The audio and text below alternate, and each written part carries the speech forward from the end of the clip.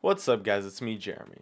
When it comes to improving your play, it's no secret that limiting your mistakes is a huge step towards winning more games. And one of the best ways to do that is to avoid unnecessary deaths. Let's get started. Now, first off, we have to understand the difference between unnecessary and necessary deaths. First off, there are going to be a lot more unnecessary deaths than you might first think. When I say unnecessary deaths, what I mean is a death that is avoidable. And at the end of the day, almost all of your deaths, easily over 90%, are going to be your fault and avoidable. And even if they're not your fault, they were still probably avoidable anyways. Even deaths that have a positive trade-off, such as dying in a 2-for-1 exchange, are often avoidable if you just dodge an extra skill shot or something like that. The only deaths that are really unavoidable, and even then arguably so, come from trade-offs where your death was absolutely necessary in order to end up on the better side of the trade-off, such as if you bait in allies for a major fight or die to get a major objective. Anyways, there are quite a few tactics you can use to avoid a majority of these unnecessary deaths. The first one is probably the most commonly talked about, and it's to respect the fog of war.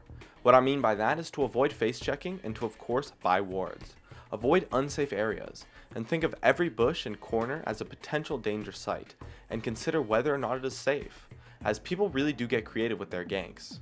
Use your wards at key points to track the opponent's movements and predict where they are.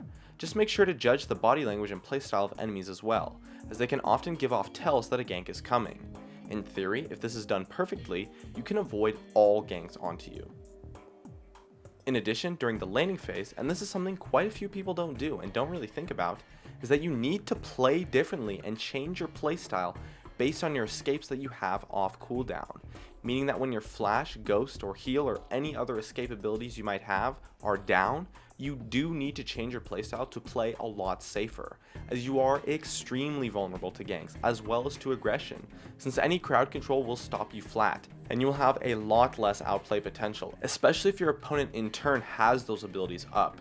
Playing defensive when your flash is down is really important and will allow you to avoid quite a few deaths from ganks as well as aggressive fights in lane that go poorly. Now that's not to say that aggression in lane is impossible without those abilities, just that it's 1,000 times more risky since you have no way to escape, and you should only fight in this way if you are sure you won't get ganked and already have an advantage on your opponents.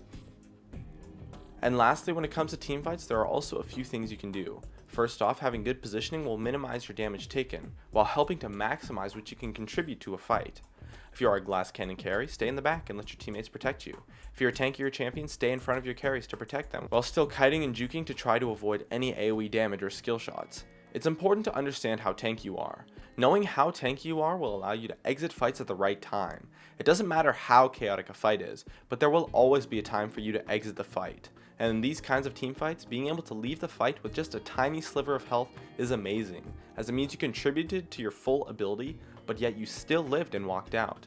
That is the big thing to avoiding deaths in team fights. It all comes down to leaving the fight at the right time, which is basically just before you die. And you can also go back in with your crowd control or ranged abilities if the fight hasn't ended after you left anyways. And that just about wraps it up. My name is Jeremy and that's it for my video on how to avoid unnecessary deaths. If you enjoyed this video, feel free to check out some of my others on the screen right now, or stay connected at facebook.com/gamingcurios. Drop a like and make sure to subscribe for some more awesome content in the future. As always, thank you so much for watching, and I'll see you guys next time.